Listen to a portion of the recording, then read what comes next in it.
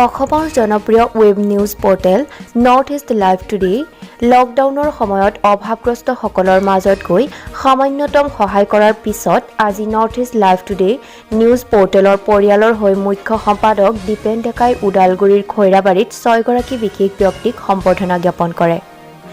Corona virus নিয়ন্ত্ৰণৰ বাবে দিনে ৰাতিয়ে সেৱা আগবঢ়োৱা খৈৰাবাৰী মহকুমা স্বাস্থ্য বিষয়া ডাক্তৰ অনিল ডেকা, ডাক্তৰ ধীৰাজ কলিতা, 108 সেৱাৰ জৰুৰীকালীন টেকনিচিয়ান দীপাংকৰ দেৱনাথ, খৈৰাবাৰী থানাৰ ভাৰপ্ৰাপ্ত বিষয়া হাছিম আলী, খৈৰাবাৰী গাঁওৰক্ষী বাহিনীৰ সম্পাদক পৰিতোষ চৌধুৰী আৰু ডাক্তৰ কাকলি ডেকা সম্বৰ্ধনা জ্ঞাপন কৰা হয়।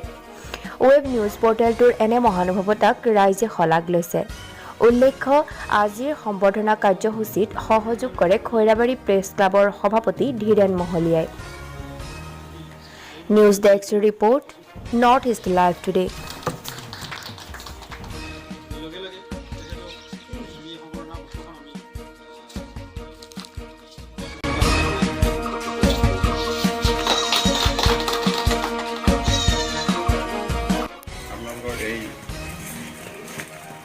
সন্মানৰ বাবে মই আপোনালোক NETV সকলো সদস্যক মোৰ ফালৰ পৰা ধন্যবাদ জনাইছোঁ। আচলতে আপোনালোকে আজি মোক এই যি সন্মান যাচিছে, এই সন্মানৰ দাবীদাৰ আচলতে মোৰ এই ব্লক PHCত যিমানসকল আমাৰ স্বাস্থ্য বিষয়াৰ পৰা আৰম্ভ কৰি সকলো কৰ্মচাৰী আছে, গতিকে এই সকলোৱে এই সন্মানৰ দাবীদাৰ। আমি আজি এই COVID-19 প্ৰতিহত কৰিবৰ বাবে যি প্ৰচেষ্টা লৈছোঁ, এয়া এক সামূহিক প্ৰচেষ্টা। আমি যেনেধৰণে আশা কৰিছোঁ, আমাৰ সমূহ কৰ্মীবৃন্দই সেই ধৰণে কামবিলাক কৰি আগুৱাই গৈ আছে।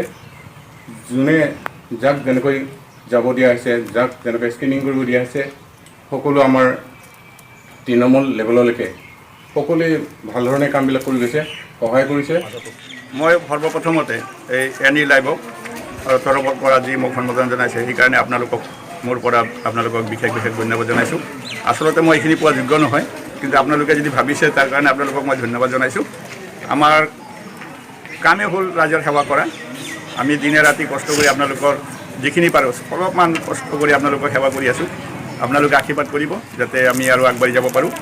আৰু বিশেষকৈ মই আজি এই সকলো ৰাইজক এটা কথা অনুৰোধ জনাইছোঁ, আপোনালোকে যিটো COVID-19ত আপোনালোকে নিজৰ ডিষ্টেঞ্চ বজাই ৰাখিব, মাস্ক ব্যৱহাৰ কৰিব, আৰু আপোনালোকে যি নিৰ্দেশাৱলী চৰকাৰে ইতিমধ্যে প্ৰচাৰ কৰি আছে, TV হওক, সংবাদ মাধ্যমত হওক বা আপোনাৰ পেপাৰ TVত হওক, যিখিনি দি আছে আপোনালোকে পালন কৰি